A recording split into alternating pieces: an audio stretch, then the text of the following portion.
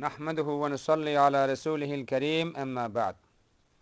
Bu şiir 1392-nji ýylyň Jet aýynyň 14-ne saft etdim.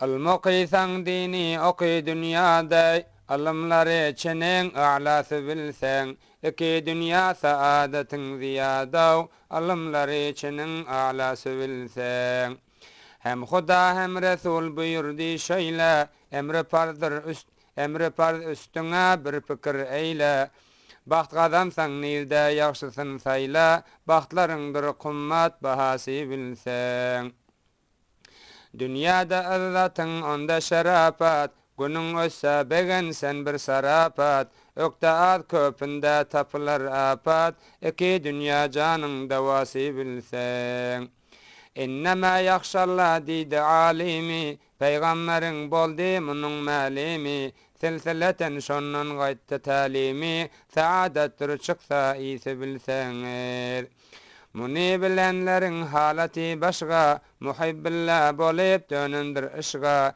imany hemişe gelendir joşga alymlary içiniň a'lasy bilseň Hudasynyň puhta tanir kimligin Hudasynyň puhta tanir kimligin bendelikde özi biler kimligin awwal zerur ahiretin gamligin alymlary içiniň a'lasy bilseň iň awwal bil haqu batylny bildir dostum düşman zalim katylny bildir haram halal pelit çatalny bildir zahymly dilleriň dermany bilseň eger alim bolsaň ajap mazasy hasyl bolar hak Allah'nyň rezasy eda bolar munda diniň qazasy musulman dilleriň dermany bilseň munda hasyl bolar maksudy bizzat yalan bolsa aýsyn qazyul qudrat şapaý her merez kalbyňda lizzat Huda peýgamberiň fermany bilseň Bisem sıfatın seherden törip, gündizem otursam özümüm urip, namazın vaktında mescide varip, alimler üstünün kurbanı bilseň. Munda görünendir darayn muayyen, yani şul dini ilimde darayn muayyen görünendir. Okuyun adamlara malum ol.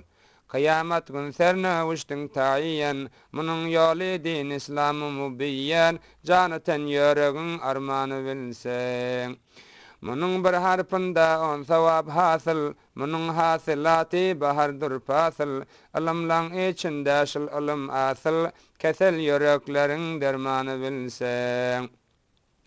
Başka bar alimler dünyada gerek, ahiretten veli var hata yörek, dinin ilmi bolar ikisine, dini ilim bolar ikisine derek, Muhammed Habibin fermanı bilseň.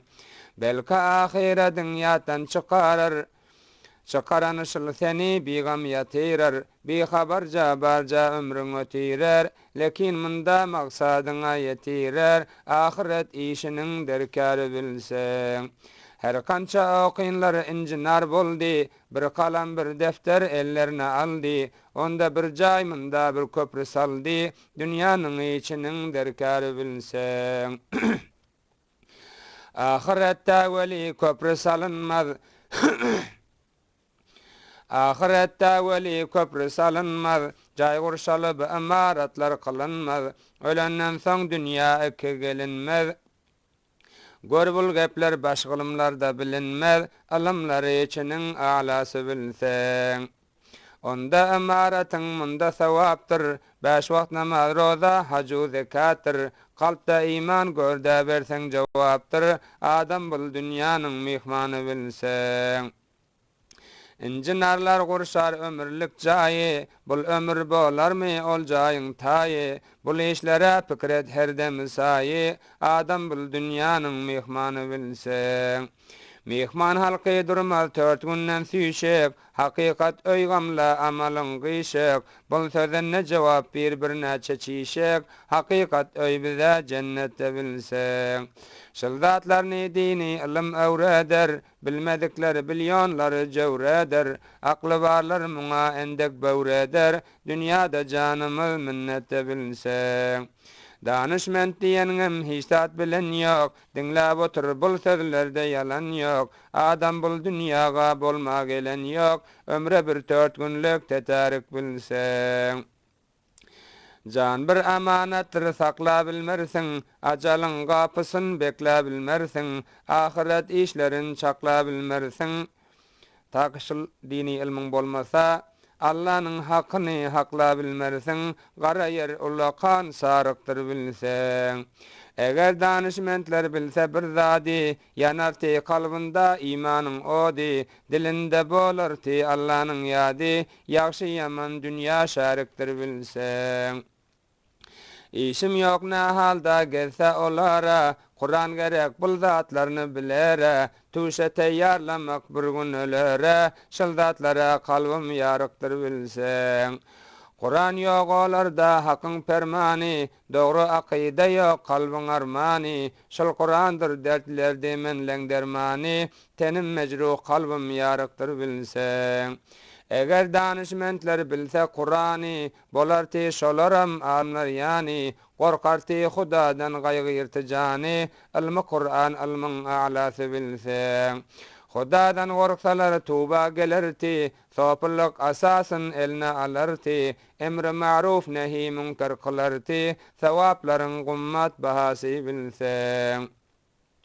Canın ne gaygırsa okirti namaz, mescitte bolarti hemişe gışyar, sevaptan doyma yok kança kılsan az, sevap cennetlerin bahası bilsen. Okuyunni nadeyin mani saçmasa, tefsiru hadisten bir bab açmasa, haram şübhe münkerattan kaçmasa, Kur'an cennetlerin bahası bilsen. Akida bolmasa Kur'an sözine, näde bilsin olar halkın gözine, yaxtılık saçmasa dünya yüzine, iman cennetlerin bahası bilsen. Olarda yok mundan namun şana, yani şol danışmentlerde bula edilen geplerden namun şana yok. Şunça aysam bestir gepe düşene, hak sözlere açık bolsun peşane, ihlas ibadetin şahası bilsen. Buldatlara ne akide ne ihlas, danış göründe mi bilseniz hullas, uzak tartman gepim eylesem halas, akide İslam'ın aslıdır bilsen. Danışmentmiş şarap kebap urup yor, saç göberip ayşu eşret sürüp yor, kafir bilen dost doğanlık kurup yor, bu işler Kur'an'da haramdır bilsen. Cevap versin sana mektebiler. Yana barsan iki yol var özüňe, gaýdyp gelip tagýyr birsiň sözüňe, bir alamat eseredir yüzüňe, bu zatlar kalbymda yaramdyr bilsen. Ya şoňa dönersiň ya hadanarsyň, eger dönseň cehennemde yanarsyň, eger dönseň hak nimetden ganarsyň, musulmana dönmek haramdyr bilsen. Eger danışmentdir tarihi bilsin, kıyamet kaçan bor bir kıssa kılsın, ahwaly berzahtan bir haber versin, bolmasa danışı şeytanı bilsen. Cevap versin bana danışmentler. Alim biler şıl zatlaryň baryny, alim berzahu ölüm görini, hemmelerem yer şoryny, bilmek gerek hak Allah'nyň zoryny, bolmasa danışı şeytanı bilsen. Hayır olar yerden çıkarsa tili, su yüzünde gezip asmanda seyli, şödüp ömrüt görmek şeytanın meyli, buldatlar danışı şeytanı bilsen. Su yüzünde gezen misali çöptür, uçup yören çivin asmanda köptür, öleceklere lekin bul sözler neptir, ol zatlar danışı şeytanı bilsen. Ol zatlarni bilen ehli hal bolmaz, ba akida hüşyar ol zady bilmez, dünýäniň aýşyny hiç besen kılmaz, ol alimlaň bary şeytany bilsen. Eşdiňizmi? Ilmy dini oky elinden gelse, tabligat merdime dilinden gelse, ölüm ajal başa ýoluňdan gelse, bay bolsaň ihsan et pulundan gelse, bul ilim akida rahmany bilsen. Ana şol tawfik, şol akida, şol ihlas we şol niýet, ana şonuň tawfik Allah Taala rahmani munyň özi. Bir akida-y rahmani, bir ilm rahmani munyň özi. Bir tawfik rahmani munyň özi. O taň urşap, tiyara urşap, atman uçup birini bolunu bilen ehmiyet yok onda. Allah Teala'nın alında o şeriatta, o dinde, o Kur'an'da. Onu yaxşı adamlar hep çiğin atmanda uçup görürken deyip sonra tevcidi koyuyorlar. Çiğin yan zat diyor. Neyse ki ahir yok onda. Dünyanın ahir harap hem çiğlik kalmadan kurşan nerteler. Öyle hem gitmelen gel toprağa karışıp. O pilla amaldan başka nerteler demiyor. Eğer danışıp da şunu bilirdi de. Oğul öz canına gerek nertesine, öz canına derleyecek nertesini bilirdi de. Yani sonuç için ki danışıyor oğulunda. Mana şunça gepten bilsen billagay, hakkı bilsen hak musulman bolagay, o bolmasa näme bolsan bolagay, bul ilmi akida rahmanı bilsen. Aziz biraderler, mehriban doğanlar. Sami'a purme piç pay suhan, Sami'a purme piç pay suhan, belki teshih kun hatay suhan. Manın hata ve sahvuna afu olmaklığını, sizlerden geçirmekliğinizi ve teshih etmekliğinizi talep etyan. Be dünya dil nebendet her kim erdest, Be dünya dil nebendet her kim erdest, Ki dünya serbeser enduhu derdest, Be goristan nazar kunta bubini, Ki dünya ba harifaneş çıkardest. Bir vaqt mücahitlik etiyorduk. 25 yıl kipten salanı maşindara rakıtı koymanı götürdüm de. Ömrümüş mücahitlik bul ötön. Şu akide-i İslam yürükte her kança karar alan, cay alan şunun öyle. Aytmayın diyelim bunu bolan yok nafahemlere, görüşmelere. Ondan sonra mücahitler var. Şular Allah Tebarek ve Teala Hazreti Peygamberimiz sallallahu aleyhi ve sellemin nurunu dünyadaki surette şekilde suretlendirip kandilde koyun pillasında Allah Teala unzuru diyen. Hem ruhlara garan şu surete garan. Şu pillah Hazreti Resulullah sallallahu aleyhi ve sellemin sakkalına göz düşenler dünyada mücahid edenler, cihad edenler fi sebilillah. Bizim hem şu pillah Hazreti Resulullah'ın sakkalına gözümüz düşen şekilli. Olmazsa hemişe men yana kol örtünüp yanıp kuyup yürümüyor. Hemişe yüreğimizde dağarman coşurup tuğla, bilmeden elinden, na fahimlen, na akıllen, bir akidelen elinden. Hak yol tapmak gerek.